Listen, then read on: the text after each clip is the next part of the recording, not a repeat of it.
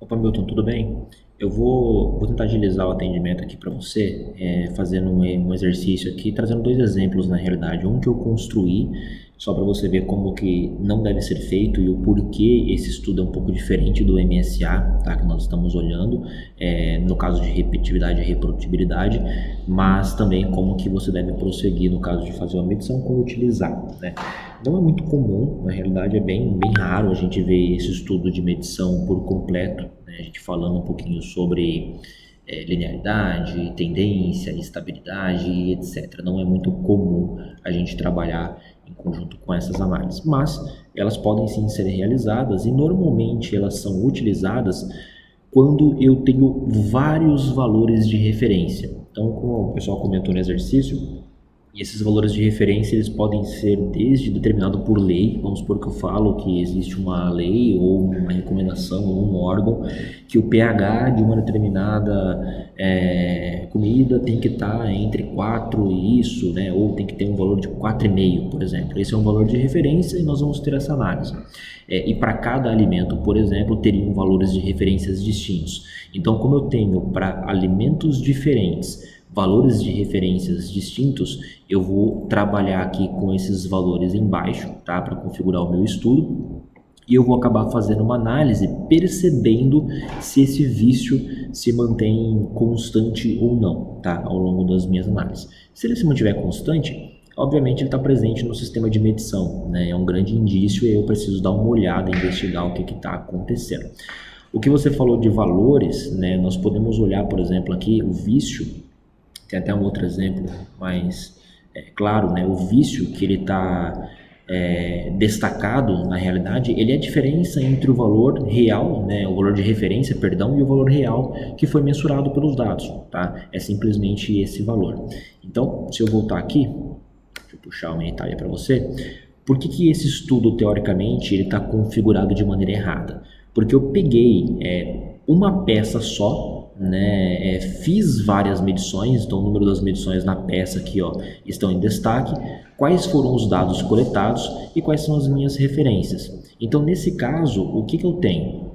Eu peguei para uma peça só medindo várias vezes, mas para esse estudo estar presente no sistema de medição, é ideal inclusive que você pegue várias peças. Vamos supor, eu tenho um parafuso, né? O meu parafuso ele tem vários diâmetros, né? Então eu tenho parafusos distintos no qual eu quero mensurar, verificar se ao medir o diâmetro várias vezes, ou seja, a mesma característica da peça, várias vezes, de peças diferentes também, esse vício ele vai estar contido ao longo do tempo, tá? É o que acontece no caso dessa análise aqui, né? Então o que acontece? O meu vício ele existe, né? Então ele vai aumentando também ao longo do tempo, conforme eu vou aumentando aqui o meu valor de referência. Por exemplo, para 0,25 eu tenho um vício de 0,005. Quando eu tenho um vício aqui de 2, uma média de 2, perdão, um valor de referência igual a 2, né? Eu tenho um vício quase que 10 vezes maior, né? Eu tenho de 0,05. Então nesse caso, o que a gente precisa fazer?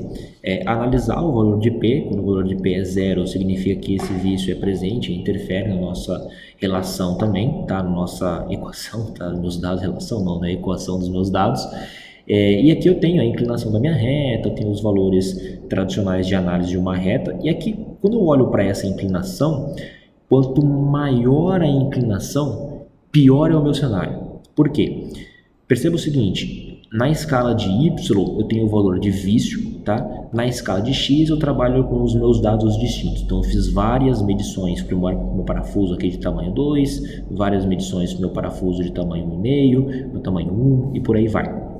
Quando eu faço essas medições e eu percebo que o meu vício está maior, significa do meu valor de referência aqui, eu tenho um valor esperado de intervalo de confiança igual a 95%, não sei se você consegue perceber essa linha tracejada, tá? E perceba que os meus dados estão completamente fora.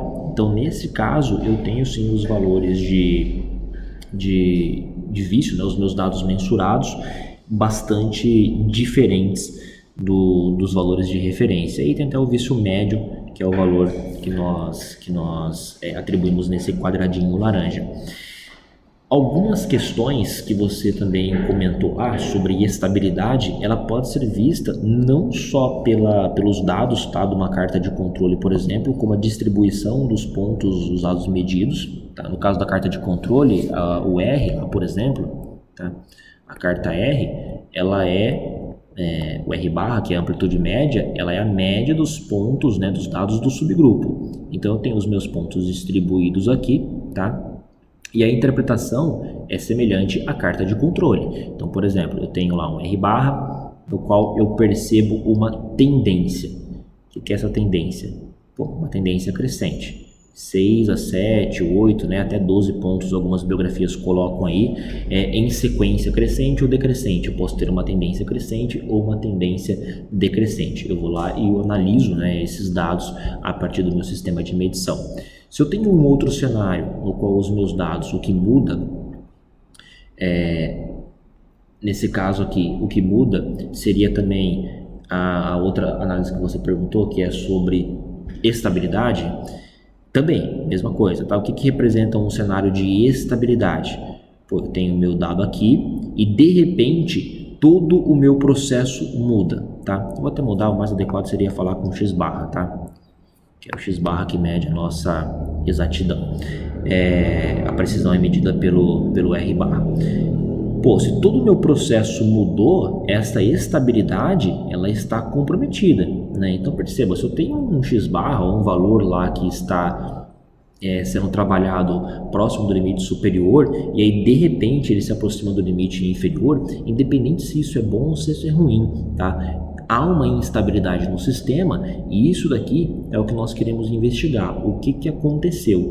E aí que a gente bate muito na tecla, né, dentro de todos os nossos cursos, todos os nossos conteúdos, de que esses dados devem ser coletados e analisados o mais rápido possível. Por quê? Não adianta muito eu olhar isso daqui historicamente, né, vamos pegar depois de 300 dados ali ao longo de 6 meses, por exemplo, né, 300 subgrupos, eu vou lá, tento jogar tudo isso numa carta de controle, primeiro que nem deveria ser feito isso, mas quando eu jogo numa carta de controle, como é que eu vou lembrar se eu não tiver um diário de bordo, né, se eu não tiver as informações?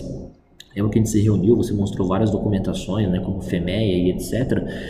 Como que eu vou analisar se eu não coletei qual é a causa especial que está atuando no meu problema? Né? Então, essas informações são extremamente relevantes para a gente entender se há uma sazonalidade, se é normal, se não é, não deveria ser, tá? Quando eu falo de x barra, se eu traduzir isso aqui, ó, deixa eu colocar um x barra aqui, tá? Tem um x barra, eu tenho aqui as distâncias, né, até os limites inferior e superior de controle respectivamente, e aí eu tenho aqui, ó, tá, a minha curva normal.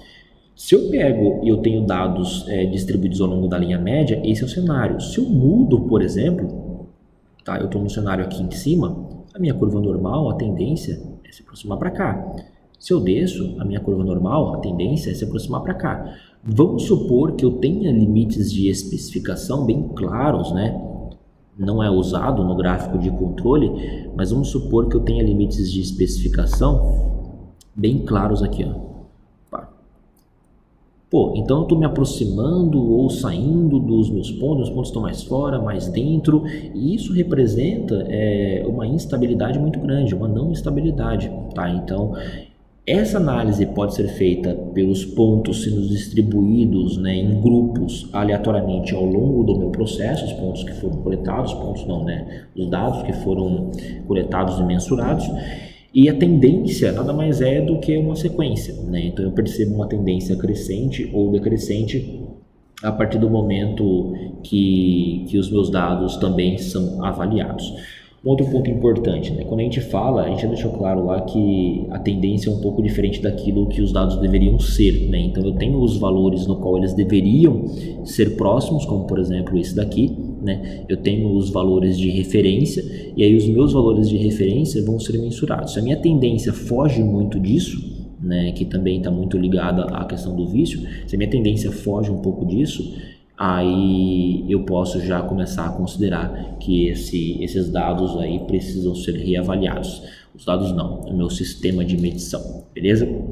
Então, por exemplo, a tendência é uma interpretação até que simples, né? A gente não tem muita dificuldade, o próprio nome diz por si só. A estabilidade nós podemos olhar também através desses gráficos de controle que são determinados do MSA, né? Calculados a partir do MSA. Eu posso também plotar histogramas para poder dar uma olhada.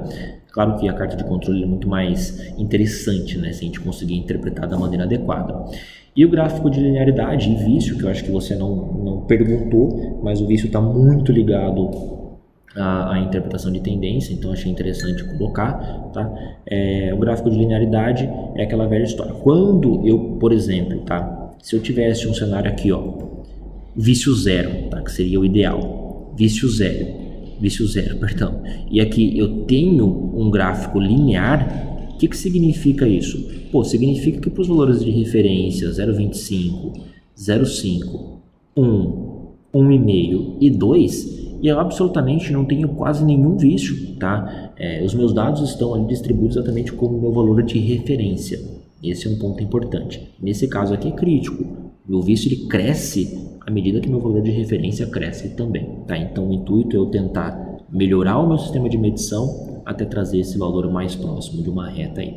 Bacana? Só na hora que você for configurar o estudo, não esquecer de que nós precisamos de alguns valores de referência, tá? Nesse caso aqui é um estudo que ele acaba saindo com dados não tão representativos. Eu preciso ter isso analisado para vários sistemas de medição, vários valores de referência, perdão, porque aí eu consigo avaliar o meu sistema de medição da maneira adequada. Bacana, Milton. Qualquer dúvida, você me dá um toque aí, a gente está à disposição. Tentei agilizar para você porque essa é uma aula que a gente colocou na fila para produção já, tá? Então ela vai ser produzida, mas ela vai levar um tempinho, que a gente tem algumas outras já solicitadas pelo pessoal aqui também, tá? Mas ela está na fila para poder entrar como uma videoaula do curso complementar. Grande abraço e até mais.